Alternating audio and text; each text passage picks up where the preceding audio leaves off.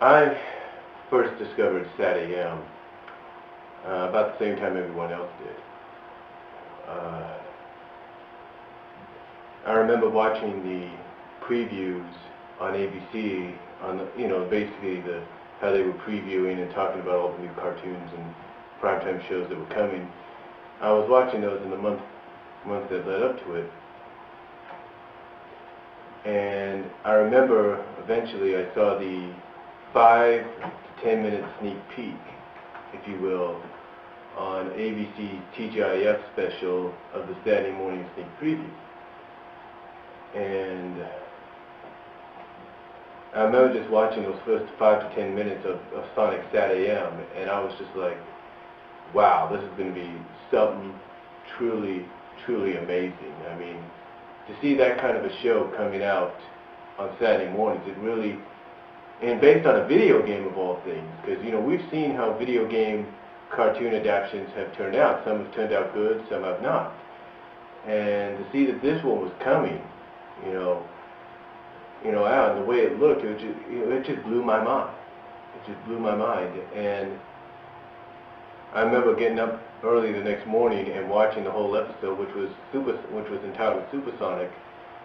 And I've said this many times in many videos. I've told many fans online through message boards, emails, and all that I have to give the writers of that episode credit, because they legitimately made me believe that the characters of Princess Sally Acorn and Bunny Rabbit were going to remain under Robotnik's control for at least the rest of the season.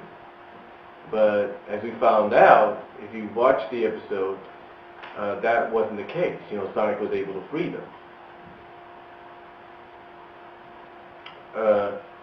But yeah, when I first discovered it, like I said, it just really blew my mind at how well done it was.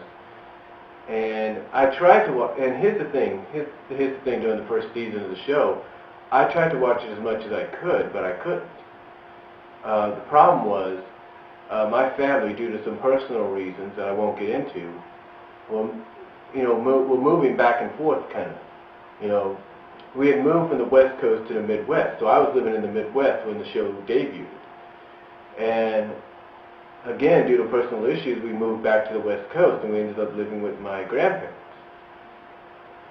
And so that kind of made it difficult on the West Coast, because there were times where SatAM would air 2 hours earlier because the ABC station that was located where I was, which is KGO, and I'm pretty sure this goes for all West Coast ABC stations, had to move it along with some other shows 2 hours earlier from the original time slots, because they had either college football games, planned to air or scheduled to air. They had PGA golf tournaments, maybe presidential addresses. Who knows? Maybe even NFL wildcard games. We don't know. But they had all this schedule at times during the fall.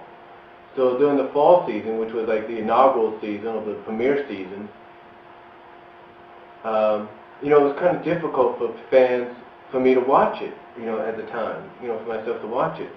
I mean, I tried everything, basically. I tried everything. I tried to get up early and watch the show, but I couldn't because basically my family and I were sharing like one room. Like one bedroom was like our living room and our bedroom kind of deal. But again, I'm not going to go into any detail because that's personal. But basically, let's just say we shared one room. And anytime they came on early and I knew about it, I tried to watch it, but my family would tell me, turn it off, go back to bed. And then there were a couple times that, if I remember correctly, I snuck out of the room, went into the living room, tried to watch it there, or into the kitchen and tried to watch it, but my grandparents would catch me and tell me to go to bed.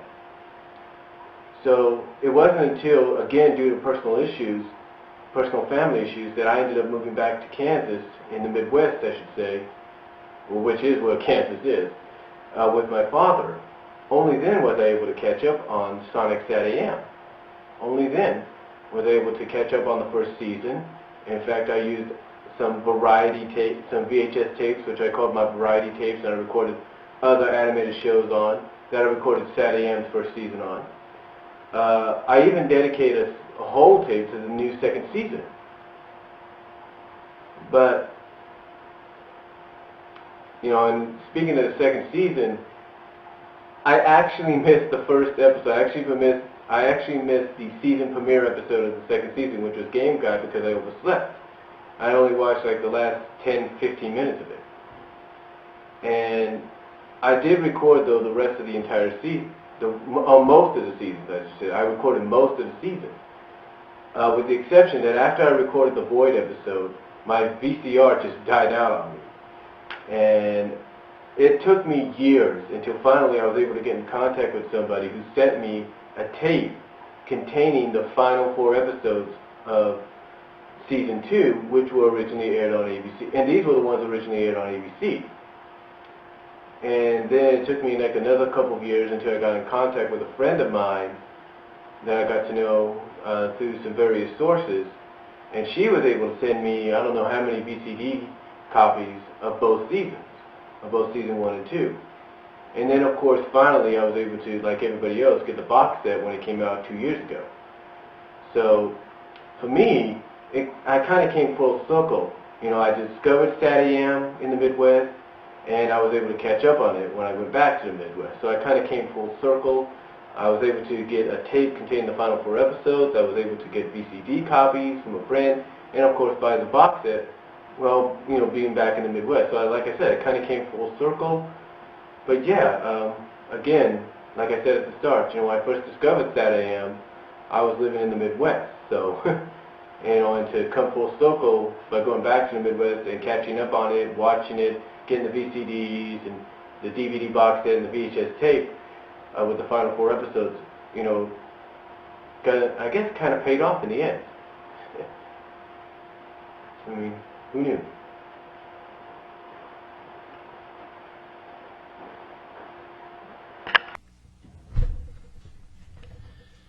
Hello, YouTube. This is James Sullivan, aka user Jaimetud. I'm participating here in the SatAM project being put up by Mr. B.F. Walmer, Brian Walmer, as you might know him. And I'd like to talk to you a little bit about my memories regarding SatAM. I do have a couple of questions here that I need to answer. Okay. First, discovering SatAM. My first memory of finding out that there was going to be a TV show was actually in, let's see, must have been about 8 or 9. I was over at my grandparents' house watching some other show on Saturday morning, and there was an announcement that came on during the credits with Sonic's voice saying, "Oh, catch my new show," you know. And I thought, wow, this show is going to be awesome. It's Sonic the Hedgehog. And so after that, I spent quite a lot of time trying to spend nights over at my friends' houses because we didn't have cable. So that would probably be my earliest memory. Alright, that's me done for question 1.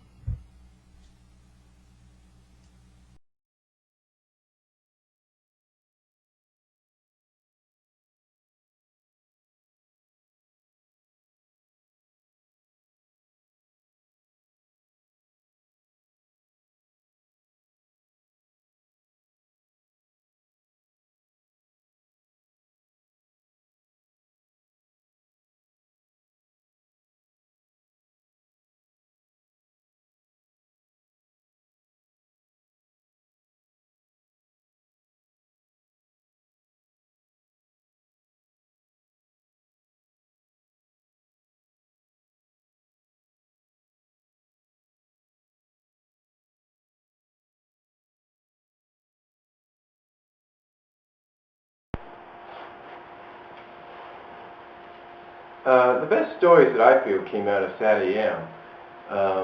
As we know, both seasons had some great episodes, some great stories in them. But I have to say that out of season 1, I have to go with Sonic and Sally, um, Sonic and Sally, Ultrasonic, Sonic and the Secret Scrolls, and of course the pilot, Heads or Tails. The reason I say those episodes is because Sonic and Sally. The one unique thing about season 1 that I think a lot of fans caught up on was the fact that every episode had Sonic's name in it. Because, even though an episode would be focused like entirely on another character or characters, it would still say Sonic, so to kind of indicate, yeah, Sonic's in this episode and everything. But Sonic and Sally, which honestly I think should have been retitled Sonic, Tails and Sally, well, Sonic, Sally and Tails. It was really a good episode because it was Tails who actually was able to deduce and figure out that the Sally that was in Knothole at the time during the episode was not the real Sally. And I really like that because it shows that the innocence of a child can see the truth. I think that's like an old saying, like the innocence of a child can see what's true and what's not. So basically they can see through a lie.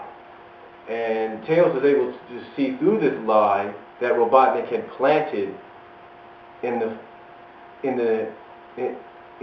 freedom fighters. He was able to see through this lie, and because of that, he was able to help the freedom fighters figure it out, eventually figure out the same thing, and free Sally, the real Sally, and basically free the real Sally from Robotnik's clutches. So yeah, that was a good episode because, like I said, it showed the innocence of how a child's innocence can detect what's real and what's not. At times, what's true and what's a lie.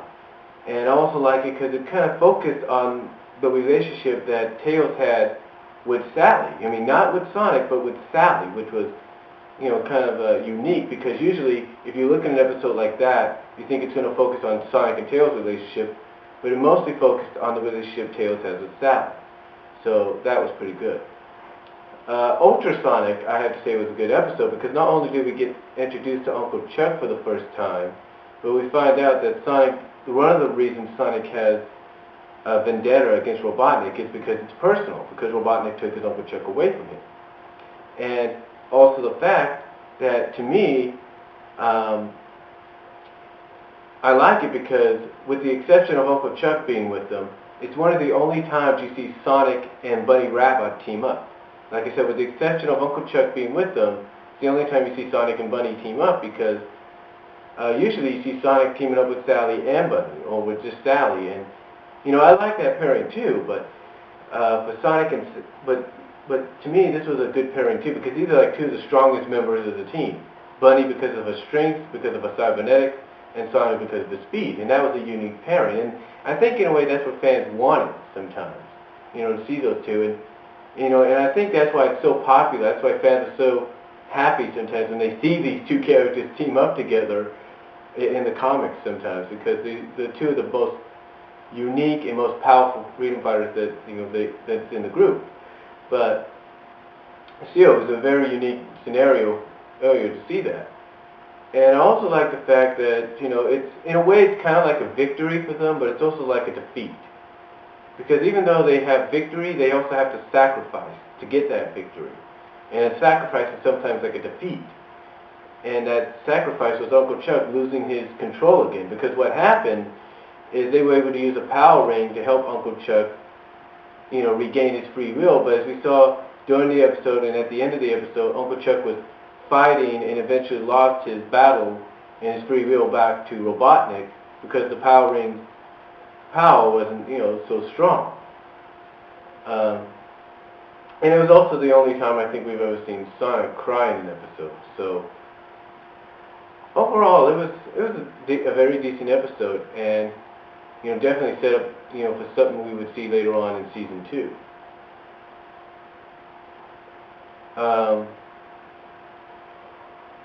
Sonic and the Secret Scrolls to me was another good episode because I believe, and I'm pretty sure a lot of people would agree with me on this, it was actually the final episode of season 1. Basically, it was the season finale.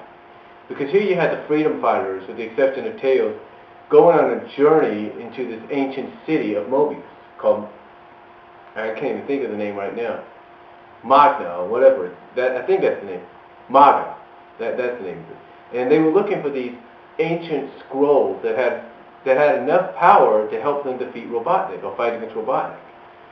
And I love the scenario, and I love how the scenario of the episode goes. I mean, I love how, the only way they can get there is by flying, and they create this plane called the Freedom Stormer, and Sonic, believe it or not, is the only one that, is, I guess in a way, intelligent enough, if not smart enough, to realize, hey, you fly this thing, no matter how low or how high you fly it, Robotnik's still going to pick you up on his radar.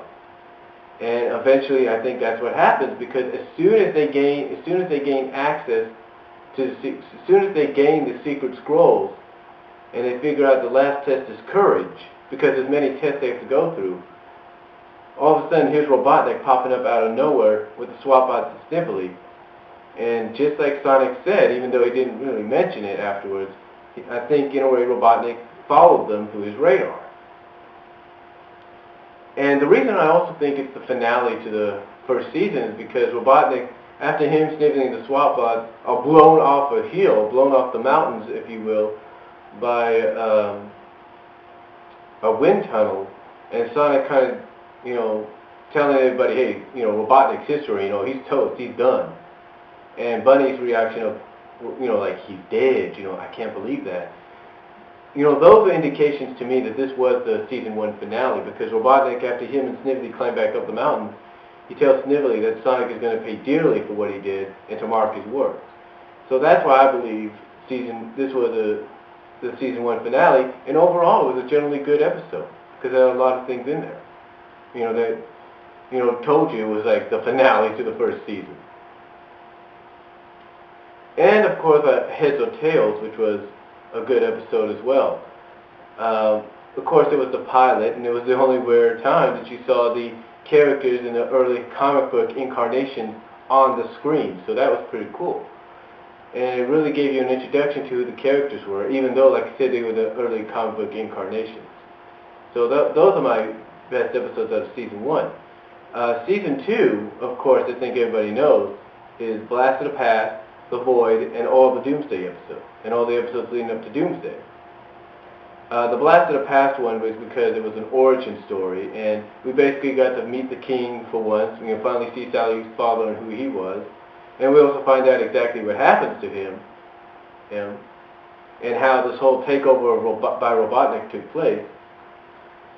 And we also get to see the Freedom Fighters as kids, and how almost because of the teenage adult Sonic and Sally going back in time and trying to prevent this takeover from happening, how that almost affected their future.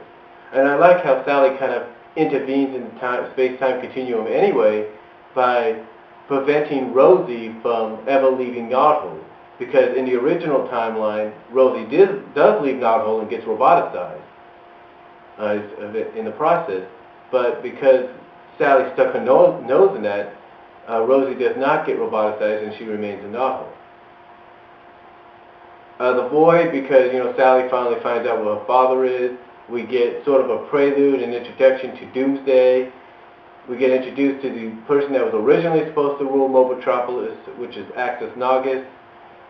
And also they finally gained the Freedom Fighters list, so I like that one. And of course the Doomsday Project episodes, Cry the Wolf, Droodhedge, and Spyhog, and Doomsday Project episodes. So, because they had everything. Cry the Wolf, we used the Freedom Fighter list to find the Wolf Pack. Droodhedge, Tails finally becomes a Freedom Fighter. And also the introduction of the Power Stones, which play a role later on. Spyhog, because Uncle Chuck's secret gets out, but eventually he tries to keep it a secret later on. And of course Doomsday Project, what more can you say about it? What more can you say about it? Because it has everything in there. It brings in the Power Stones. Sonic and Sally, use those to destroy the Doomsday Project, Sally for temporary time, gain Sonic's super speed, and I think a little bit of his attitude or personality.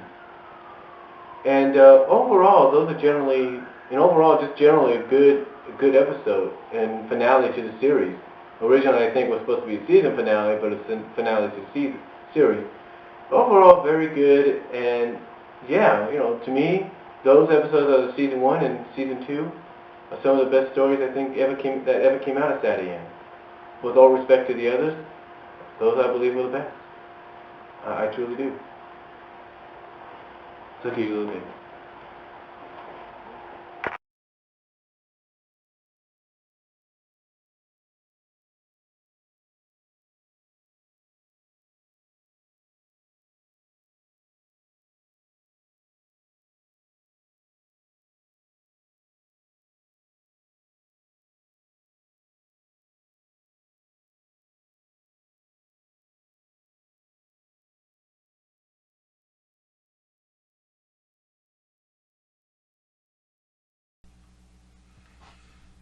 Alright, question number 2, best stories to come out of SatAM. Well, let's see, probably one of the best stories, other than the Doomsday Saga, was Blast to the Past. I say that particularly because we get to go back in time and see the characters in the show as they were kids, which has always been quite interesting, even in the comics. And also, it was a 2-part episode, so you had to be there one week and then be there the next week. But as far as the favorite stories, let's see, I've always been a big Tales fan, so I liked Ghostbusted and Druid Hedge for my own reasons, because they focused a lot on that character. And that would be all I can think of for that.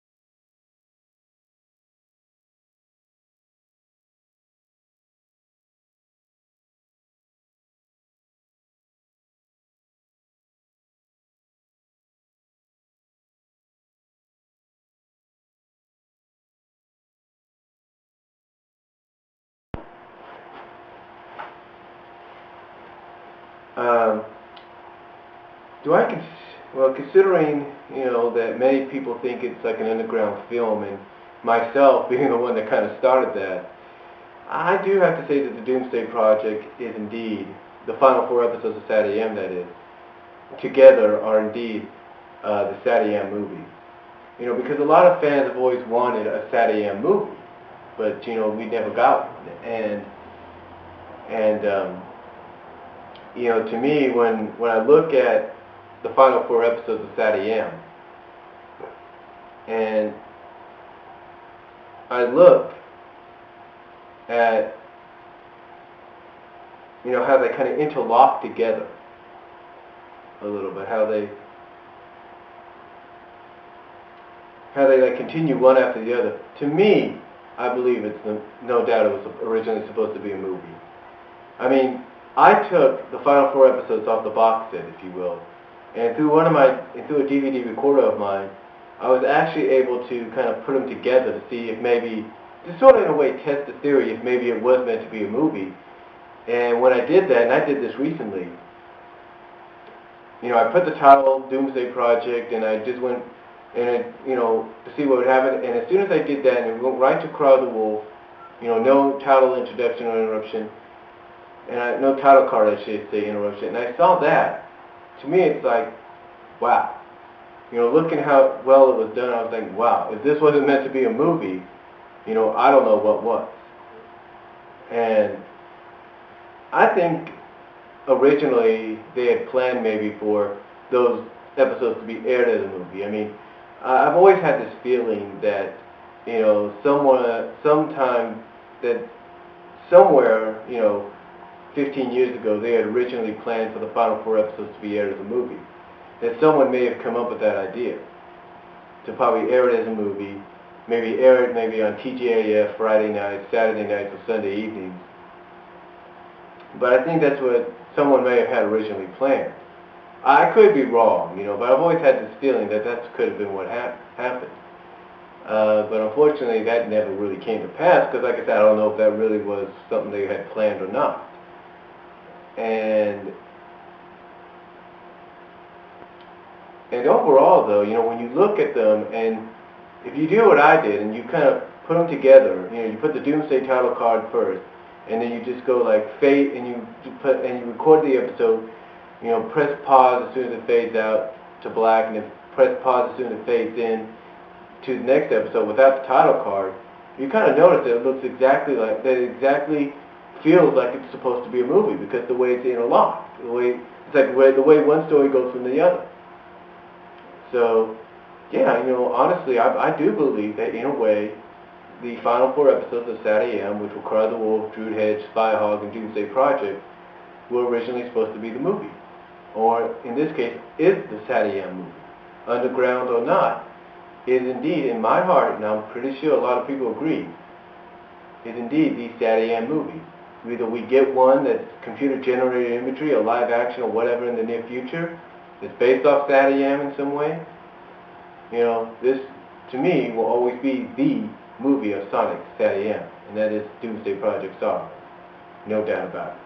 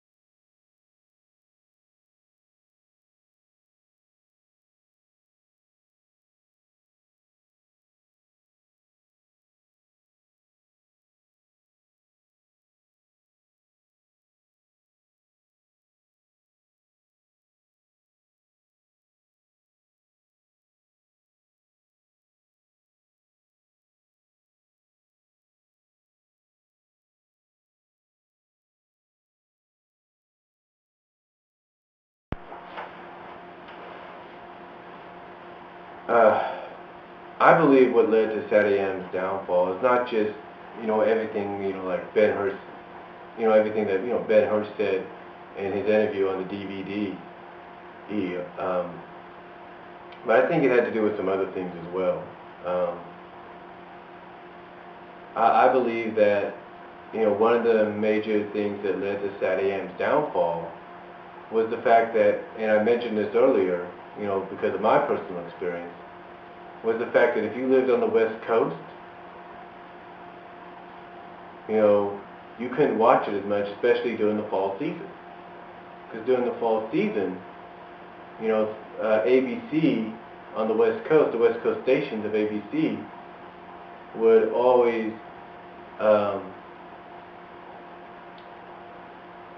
you know, every now and then would have something planned on set, have a sporting event or some kind of presidential event planned for that Saturday.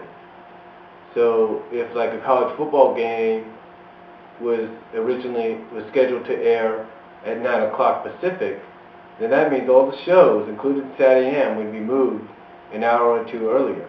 And SatAM, like I mentioned earlier, was originally, was originally scheduled to air at 7:30, but because of these sporting events and presidential events, was always moved 2 hours earlier, up to 5, maybe 5:30 in the morning, sometimes 6.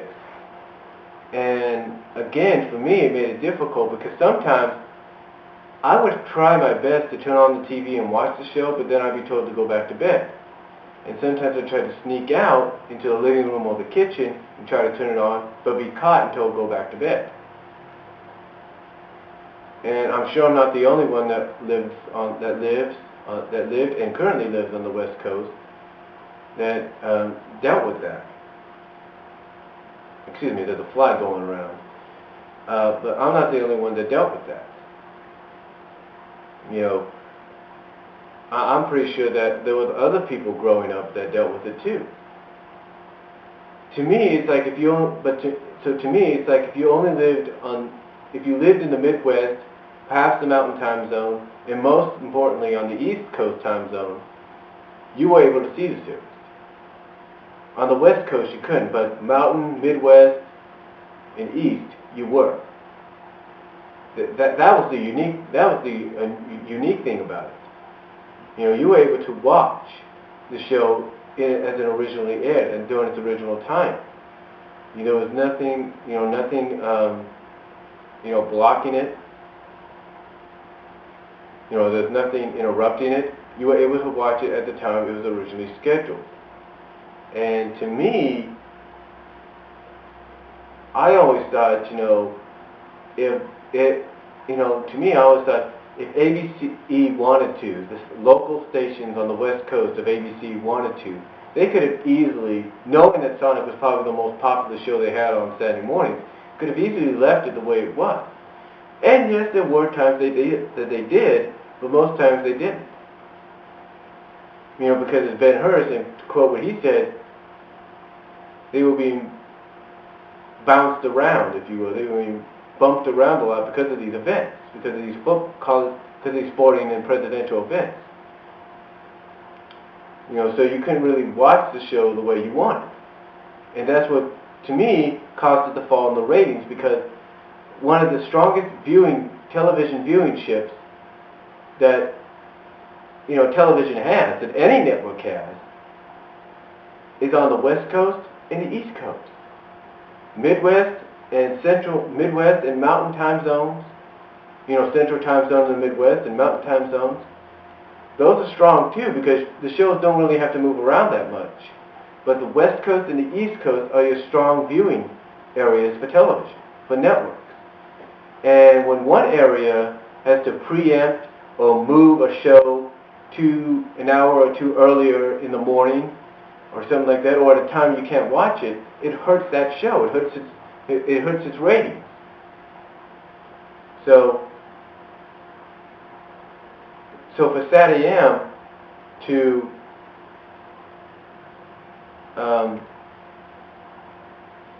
lose a lot of ratings, especially during the second season, it wasn't just due to the fact that the Power Rangers won at the same time.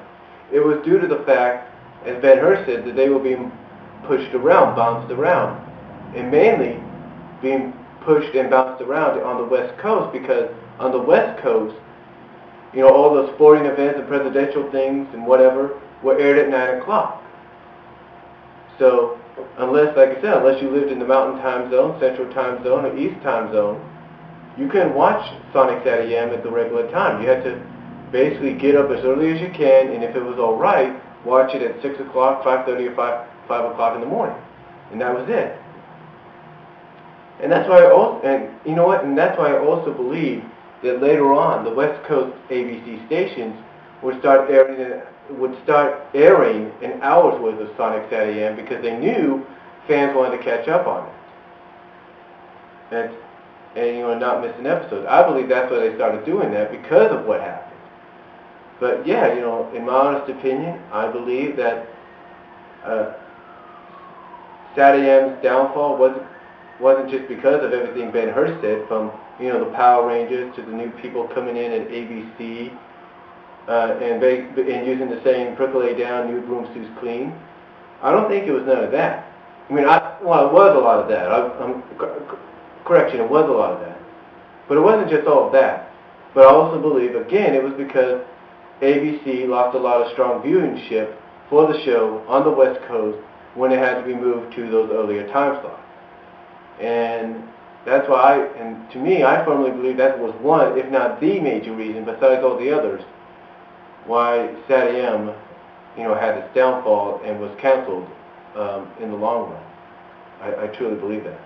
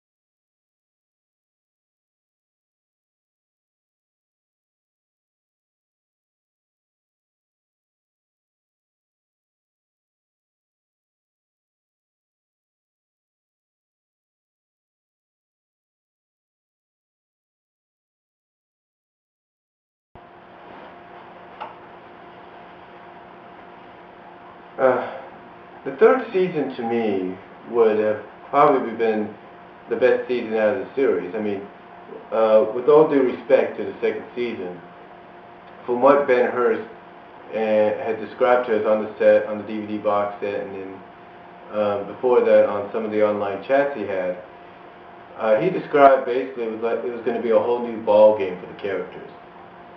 He said that Tails was going to get some new power that he would discover and use to help save the others, and save the other freedom fighters, I should say.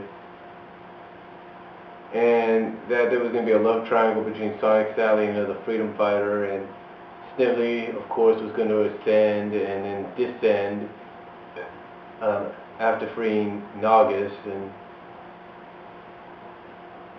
and eventually join the freedom fighters.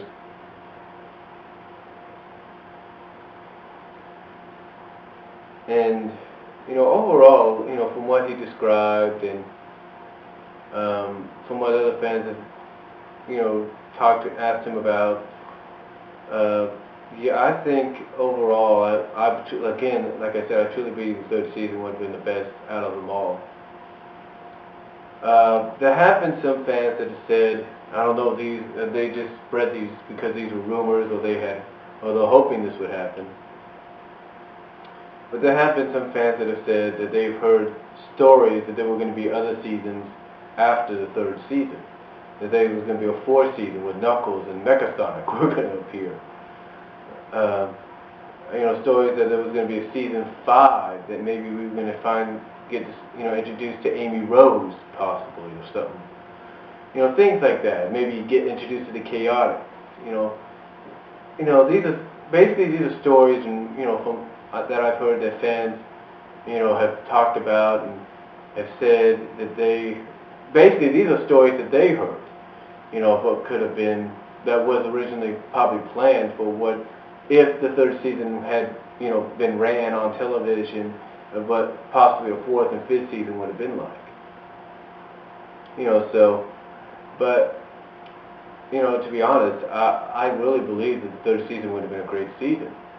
I know Ben Hurst and, even myself, and I know a lot of fans that would love to see that third season finally get made. Even if it's in a movie format, we would like to see it get made, to see exactly what would have been.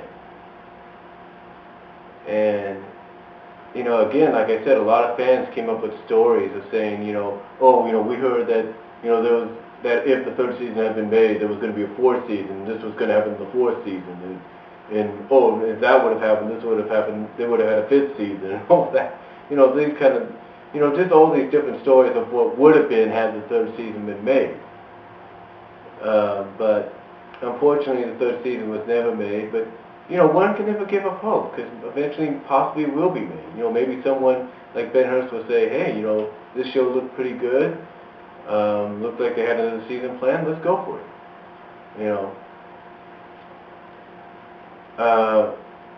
And the fans, and the fan support for the third season is a strong one. I support a third season if it ever gets made. But yeah, fan support for it is really strong, because I can remember 4 or 5 years ago, I was on the internet, and I discovered one of the sites, which was SatAM.com, or SatAMFans.com, or whatever you call it. And on this site, they had a webcomic that they made based on the Lost third season.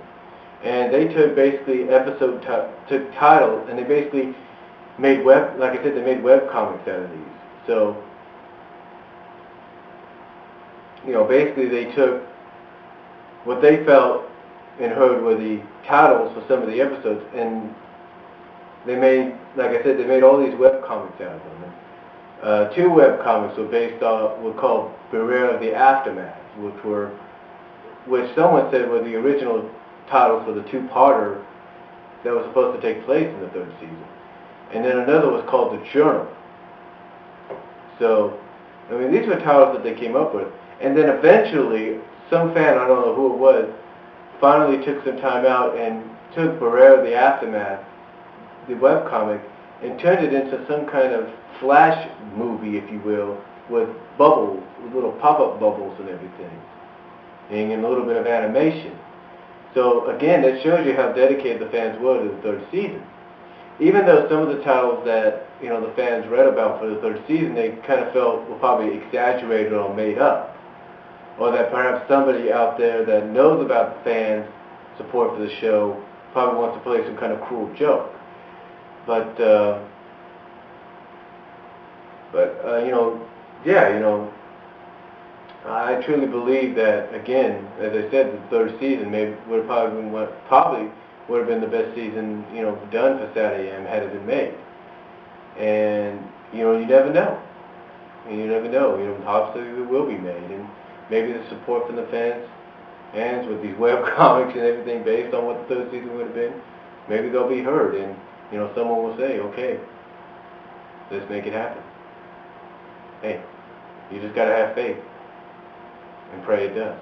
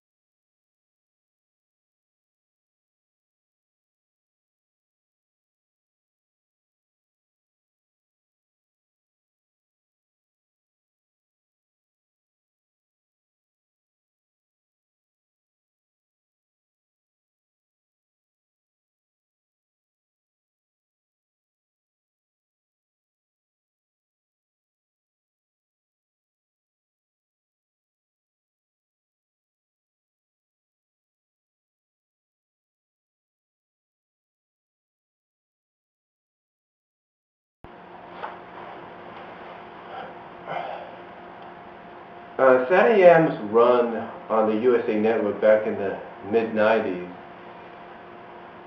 personally, was probably the worst thing that ever happened to the series. I mean, when I first found out that SatAM was on the USA Network, I was in school, and it was during the summer, I think, of '97, I believe. And I was part of this vocational kind of a summer program, vocational summer program, where you kind of got like a taste of what it's going to feel like to live in a dorm with other people. And I lived in this kind of like apartment complex with some other guys, some other guys and everything. And we went to work, and we had various jobs to take care of at other, at the universities or little small businesses, and we got paid for it. But I remember one morning waking up real early, getting ready for work. And I remember tuning on the USA Network, because at the time USA Network still had the Cartoon Express, or in this case it was renamed the Extreme Action Hour. And I remember tuning it on, and I saw Sonic SatAM on there, and I'm like, oh my God. This is where it ended up. It ended up, and I'm like, oh my God, this is where it ended up. Basically what happened is that USA, I guess, had bought the rights to air SatAM as a weekday morning show. The only bad thing about it, though, was, because even though I didn't see this during some of the episodes I saw, the only bad thing about it was that what I saw later on from some of the episodes that people recorded off of USA and that I downloaded off the computers was the fact that they had butchered or edited some of the episodes. The reason I say butchered is because a lot of fans have used that analogy, when it comes to the USA Network run of the series. Because what happens is that USA Network, I guess for time restraints, cut out like chunks of scenery from the episodes. Like for example, in the Doomsday Project episode where Sonic is planting the little mines on the diamond glass dome of the Doomsday Project, that scene is entirely cut out, and instead we go straight to where Sonic's nearly roboticized. Which is kind of weird. But I guess again, due to time restraints, USA had to do it. But this really, pissed a lot of fans off. I mean, they were like, how in the hell can USA Network do this? I mean, this is not even the show, but I guess because part of the deal they made with Dig Entertainment and Sega, they were. But the only reason SatAM had the run it did on the USA Network was because a part of this deal between USA and Dig Entertainment and Sega was for USA to be the place for the world premiere of the Sonic Christmas special, which was Sonic Christmas Blast. And that, again, was the only reason the show, that SatAM and Adventures, believe it or not, was shown on the USA Network, because the fact that Christmas Blast, which was a combination of SatAM and Adventures, was first originally going to air, make its debut. So, again, to me, that's the only reason USA had the deal that it did with Dig Entertainment and Sega to air SatAM, even if it did butcher and edit, as some fans say. They, like I say, they say butchered because they're pissed off about it. Well, they were pissed off about it. Was because, they had this deal to air this Christmas special. But, in closing, again, like I said, I personally believe, and I'm sure a lot of fans agree with me on this, that the run that SatAM had on the USA Network, even though the USA Network is a great network, no doubt about that, but the run that it had on the USA Network wasn't the best run that it should have had. And that if USA was going to do this, they should have just left it the way it was, not, change anything about it. But, yeah, it probably wasn't the best decision to make, it probably wasn't the best deal made, but, what are you going to do? Let's just hope if, let's just hope if USA ever does bring back the cartoon Action Hour or Express, that they don't butcher any more shows like they did SatAM. But one never knows.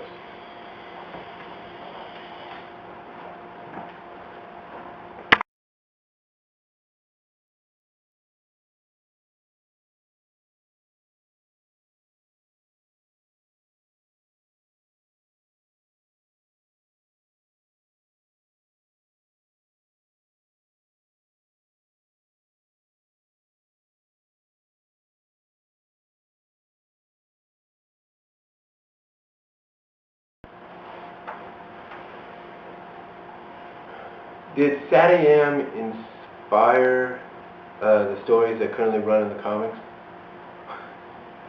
Honestly, hell yeah. And why do I say that?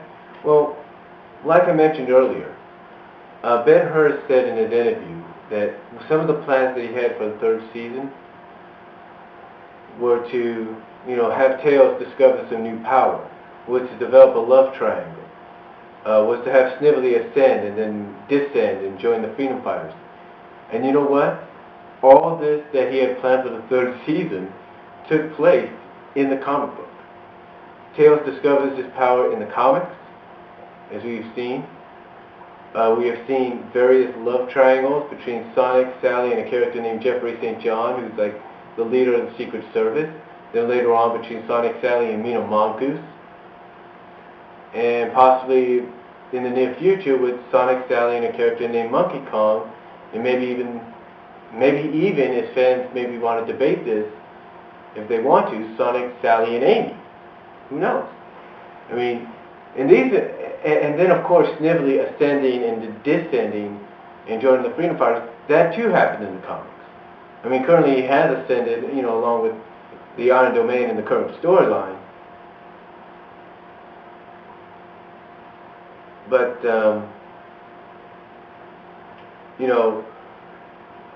honestly, again, I truly believe SatAM inspired many of the stories that you see in the comics. Because originally, you look at issue 0 of the Sonic the Hedgehog comic book, and Sonic and Sally, they meet in that issue while they're still teenagers, which doesn't make sense.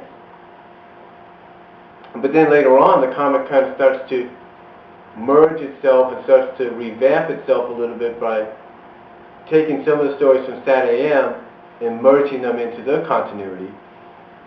And by doing so, we finally see, just as we did in SatAM, that Sonic and Sally have known each other since they were kids, along with everybody else. But,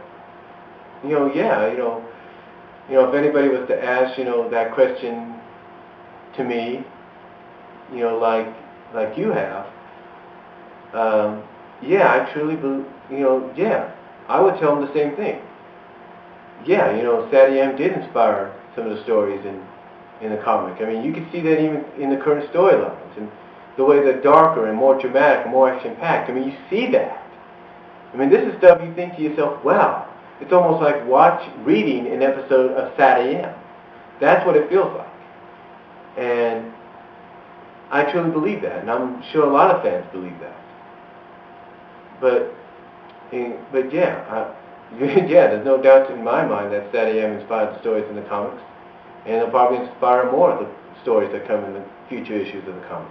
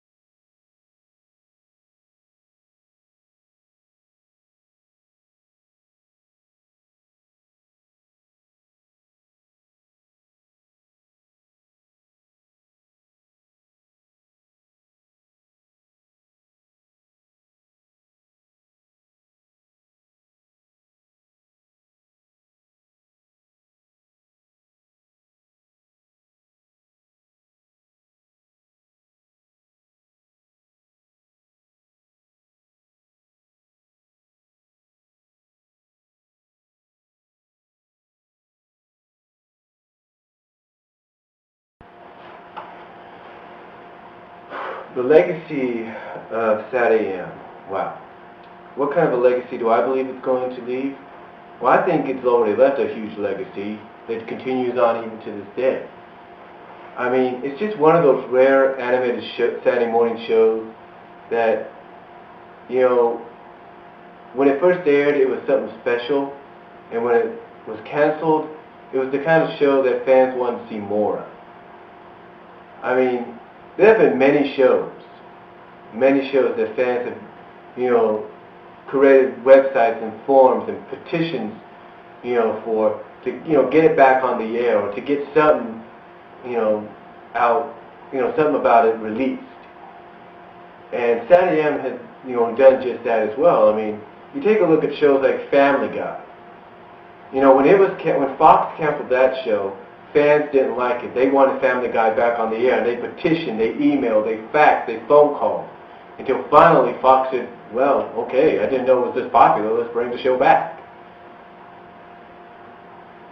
You know, and the same could be said for SatAM. You know, fans petitioned and emailed and wrote and videoed and phone called and faxed, you know, Dig Entertainment, and said, hey, look, we want something of SatAM released.